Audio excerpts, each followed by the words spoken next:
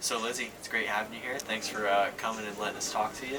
So let's start all the way back at the beginning. When did you get into music? I was classically trained in violin, piano, and then when I turned about 11 years old, my dad encouraged me to choose, which maybe wasn't a strong parenting decision, but he was like, you know, you're really good at both. Are you really going to be a professional dancer? Are you really going to like do this, da da da? So I decided to go with music. We dove kind of a little bit more into audio engineering when I was like 13, 14 years old. Really? I worked with an instructor that basically I would go in, I'd say, hey, I wrote this on the guitar, I wrote the lyrics, I want to put bass to it, so he would make me record every instrument but drums.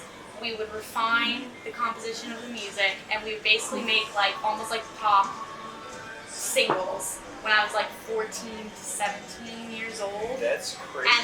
And then when I was 14, I decided to make a band, and we sucked. So you had like a 14-year-old, you had two 18-year-olds, one 16-year-old, and one 24-year-old. And we would meet at practice every week, and then when we were 17 years old, or when I was 17 years old, we did a tour. At the time, all I was spending my money on was music festivals. And at first I hated EDM. I was like, that's not real music, like they're not writing stuff, da da da da.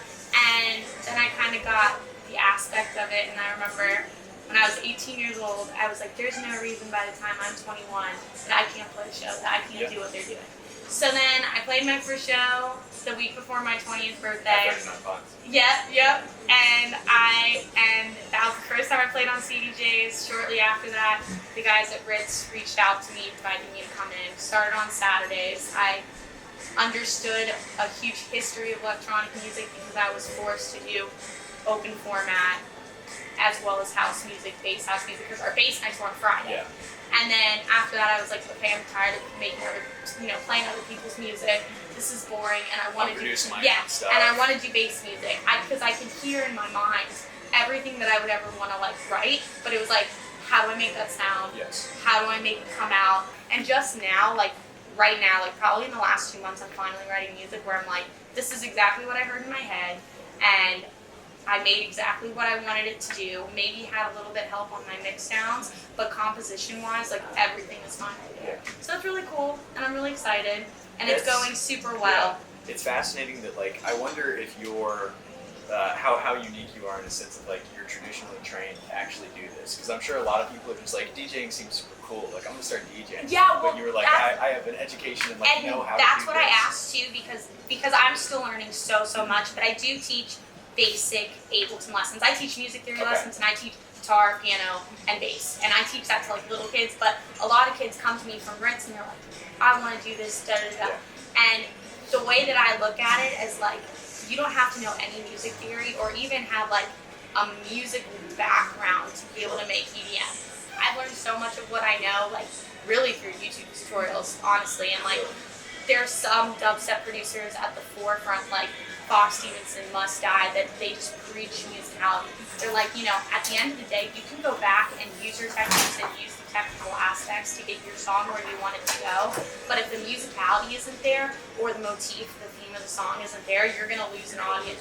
And that's when the song becomes, it disappears. It's out for a month, you know, there's hype to it, and then it disappears. So for people who haven't heard of you or the community and stuff like that, could you explain like A, what the EXO is, but B, like what your relationship with like your fans is, because it seems like that's important. Yo, absolutely. Yeah, I wanted to make something that would focus on the producers that are up and coming, who definitely will have made a name for themselves 5 or 6 years down the road. At least 90 to 95% of people who have been on the EXO are now doing either 10 times better than they were when they were my guest, or they're like right on the brink of doing awesome things, or they already have their songs being played out by like huge artists. Yeah. But then I, as a DJ who's trying to support these guys, get access to all of their unreleased stuff. So when I'm playing events that they might not necessarily have the reach to get booked for yet, I can play their music, I can get videos for them, they can cross-promote and then post it on their page. I know you've talked about like other DJs at shows being like, hey, can I use your music and like playing your songs? Yeah. Like,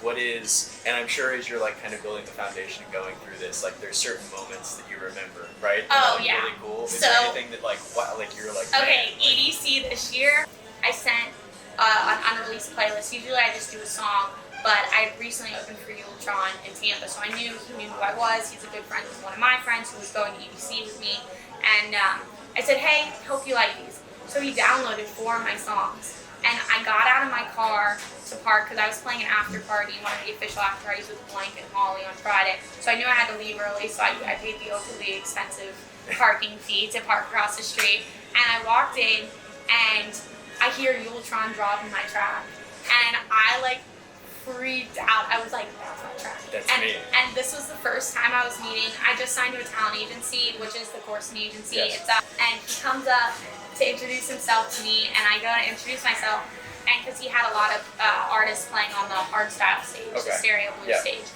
which was Friday was their day, and I go, I know this is so weird, but I've never heard my music played out at a festival, and Yultron's playing my track right now. And he just turns to me and he goes, well, you better get used to it. Yeah. And I was like, yeah. And then we get in the elevator, we go up the elevator and come out of the elevator, and he drops the second song that he downloaded. So he played both of my songs, and we found it in the Mixcloud mix the next day. And I was like, proof, there we go. Here but it is. that was a moment I'll like never forget. And it seems like, so like the more stuff that you're like telling us about what you're doing with yourself, trying to like build your brand, but also like helping other artists and stuff like that, you clearly take this very seriously. This is your career, right? Oh, definitely. And I know that you made a big leap in 2018 to quit your job and like pursue this. Yeah, like, I'm fascinated by the idea of like, what was the, do you just inherently have the confidence to make big decisions like that, or is that kind of a build up? So the way that I looked at it was, it's not that I was like behind per se, but as seriously as I wanted to take it and take advantage of the residency that I had at Ritz, and like I'll make this like super clear too, I don't think there's any place, even in like Las Vegas, that I would take a residency because I'm not a DJ. Like before everything, like I made music, like my intention of starting DJing, you know, it doesn't matter how you end up producing music, but my intention when I started was like, okay, you're gonna get this under your belt and you're gonna immediately start making music. And that's exactly what I did. So it's like, I want people, even though it'll be a little bit of a fight, to take me more as like, oh, be like, oh, she's an artist, she's a producer, she's just a DJ. Not the person who you'll find at the Ritz. Correct. Yeah, and we're getting there, and people actually like, there's not any past resident DJ that has been on a consistent release schedule as I have been, and it's really cool, the very, I guess, like, faithful group of kids who follow me has been becoming. And I think I'm really going to see that tenfold when I do eventually leave the Ritz, because I go to places like New York where I've been playing like every month, maybe once every 2 months, and like the love I get there is just like unreal, like crazy. And but it's simply, it's like I can't blame anybody here because you know you can see me there every Friday. Sure. You know, so it's not like, oh, we can't miss there. But then I go, like I played with Night Party in New York on November 2nd, which was like super big. Way. Yeah, and there were kids there. I played first. I mean, it opened at 11, but I played first, and the venue was at max capacity at like 11:15. Given it was Night Party, but there were kids who had like Lover Gang on their like EDM glasses, and kids who were wearing my shirts, and like they had like the EXO, like some kid made me a sign, and I was like, this is my 4th time here, so like da-da-da. And I was like, this has never happened to me like ever. And that's when I was like, okay, I have to have faith in what I'm doing, because taking myself out of Tampa and going to other places, people are coming to see me. I know I'm selling tickets, and then you just have to do that to every city in the United States, and then you'll be successful. but it's going like slowly but surely. Yeah, because nobody believes in you until you believe in yourself. Oh, right? correct. Yeah. You talk about a lot of like female students, like as a woman in your genre, which is historically dominated mostly by men. Do you feel any like responsibility, or do you like carry any type of banner for women? This is so hard because there's such like a conflicting like discussional topic on this. I think as just as many men that don't want women to succeed, men do want women to succeed. Like there's men who want nothing more than women to do well. Sure. And then there's men who don't want women to do well, and I just ignore those type of people. But from the girl standpoint, there is a lack of girls in every aspect. Talent agents, talent buyers, managers. Not just music producers. Not just music producers. Industry. Industry in general. And you know, connections do matter per se, but I think it's super important for my journey not only to be slow but very public, which is something Ritz has done to me, because I want everybody to know that a girl can make their own music. Yeah. And Jessica Alfred is my main inspiration, period. She's from Mexico. She's a bass producer. Okay. She just got hooked up by United Talent Agency, and she makes her own music. She's got a label. She does everything the right way. And there's no right way to do things, but I just think that if there's girls in this industry, they should make their own music. Yes. You've come a long way since you posted your Kind of Love Bandcamp video to Instagram. Oh yeah. Oh my God. Yeah. You're like, yeah, here's a little thing I've been working on. Yeah. It's like, man, and so 39 pints. Yeah. That was oh my God. 865 days ago today. That makes me feel so long ago. That's okay. You've been working to build your band and stuff. Yeah. How do you think that you've developed, changed as a person and artist since then? Oh my God. I had no backbone. Are you on the same? Yeah. Yeah. Okay. Yeah. December, so I played at 39 Pine in September. So I remember I came back from Key West for it. I left. I bought myself a plane ticket and I was like, I'm going. You came back. And you ate pizza. Yeah. And then I went. Then that December I was booked in the side room to play before R.L. Grime in Fort Lauderdale at a venue that is now closed. I don't know what it's called. And they gave us ticket links, and they were like, and there's so many cities, I don't even, thank God for talent agents, but there's so many people who just don't treat artists with respect, or pay to play. I'm never paying you to play anywhere, I'm sorry. Or sell tickets to play, or if people don't use your code, you're not getting paid. And I still have people now who fight to pay me because they didn't use my ticket code, crazy stuff. After I did, the thing for you signed a contract. And so basically, I sold 40 tickets with the code and it was one of those people who just loaded on artists. There were 25 support artists. Let's just get everybody. Yeah, let's just get everybody. We'll figure it out. And he said, well, you need to go on. And I said, the door isn't open. And he goes, well, I don't care, you need to go on and we can't change the set times. And I said, I'm not playing when I sold you 40 tickets and there's nobody here.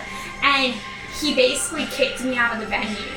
And ever since then, I was kicked out of the venue, and then I was let back in because these guys who ran this promotional group who played a part in the event called Powerhouse, which I love all of them.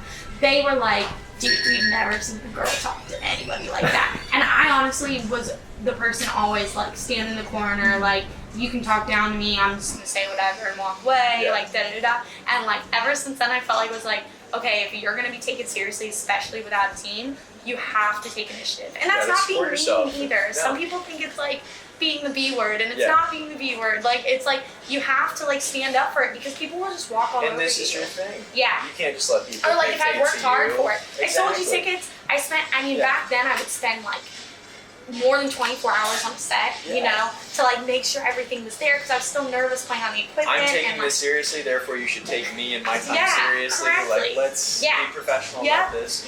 It's fascinating how you've spent so much time, and this is for all industries and careers, but you've spent so much time, and it's also difficult, but the more you grow, the more work you have to put in. It's absolutely. Okay, now it's difficult because you can have all the talent in the world, but unless you are doing what you're doing and being consistent and diligent and spending the time, you look it's at it, impossible music's so to. Small piece of the pie. It's crazy. It's such a small piece of the pie. And that's why. Not saying this is with all people who've come on the XO, but this is. I usually ask a guest to come onto the XO, and then if their mix is unbelievable, I'm what are you not doing to not get you here? Because I care about it. Because I'm I want you to take the place of somebody who's buying their fucking spot to play. And I'm sorry. I hope I'm not. Am I able to curse on this? Okay. And because I know that other side, but I know some people have other priorities in their life and they want to do this, but it's got to be the priority. You have two priorities. It's music and peanut butter, of course. Yeah. Is your big thing. Oh, that big I thing. noticed. Yeah. As I'm scrolling absolutely. through Twitter, I have so much peanut butter. I should honestly, I haven't thought about it until now, but I should really just take it to a homeless shelter or something. It's so bad. We have a whole pantry drawer just full of peanut butter. And like sometimes people will ask, and I only like the low sodium, creamy Jif peanut butter, and the people who give me those, I keep those. I was going to ask if you had brand loyalty. See, but I keep the caps because a lot of kids write on the caps. So it's like I'll keep the caps when the jar is empty, but I don't think most, like, I'm not like an avid, I'd be like 500 pounds if I ate all the peanut butter. Well, like Steve Aoki throws cakes at people. Yeah, maybe you should start like flinging peanut butter that's what I'm saying. That's what at people. I don't think people would like me very much. They'll be alright. Yeah, I know. I hope so. One time when I was in New York, a guy came, one of the security guards came back and they're like, man, we got a weird gift for you. And I was like, is everything okay? And you know, I never really know what to say to begin with because people are just weird. But they were like, yeah, somebody gave me like 3 jars of peanut butter. And I was like, you're all good, bring it back, like you're good. Bring it back. Yeah. So you've performed all over. In New York, you talked about, Florida, of course. Yeah. You've performed on a battleship in New Jersey. Super cool. Next to a huge Ferris wheel in Chicago. Yes. Right? You've been to a lot of venues as an act and as a fan. Yeah. So like you were at for Sunset, you saw Zomboy, and what was the name of that venue? The Cuban Club.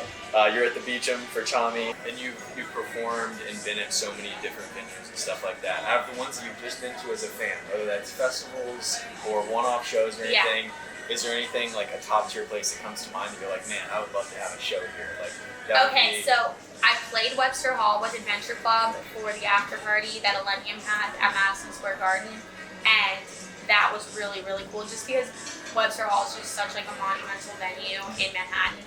Terminal 5 with Snails is going to be the biggest cap venue I've ever played. I think it's 5,800 cap, which is like triple the size of Ritz. So that's going to be super, super cool.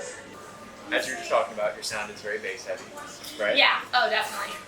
How much of your inspiration, even though it's a different genre, comes from like your love of like August Burns Red and Black Belt Brides, old metal, like, rock, like completely. Like as I said earlier, like the song structure is so similar to metal, where like you have the breakdown, you have the drop, you have the build up, and even like the hooks are like some like the way that lyrics are written and processed for metal songs is equivalent to how it goes into EDM. So it definitely is, and I plan to incorporate that more, and I've been doing that in a lot of my up-and-coming tracks, adding more of like a raw, real, melodic feel. Sure. Do you want to do some explain some tweets? So what? Explain some tweets. Oh boy, yeah, let's do some explain some tweets. We'll call this segment 280 characters. So I'm also trying to incorporate my branding more into my tweets. So sometimes I'll literally just be like, oh, that's song lyrics. Yeah. That's this, that's that. Like I'll do little hinters or teasers. And again, like I try and keep all my tweets like super positive, like super. It comes across. Yeah, good. Definitely. I hope it's annoying. So let's start with, all right, ready? All I'm trying to do is promote positivity, love, and respect for music. I think that's mad important. Yeah. And artists right now have a huge influence on so many people. Oh my god. Use that shit to make this world better. Okay, bye. Okay, bye. 4 exclamation points. Would you like to expand on that tweet? Yes, because like see people tweet things that are not thought out, that are just through.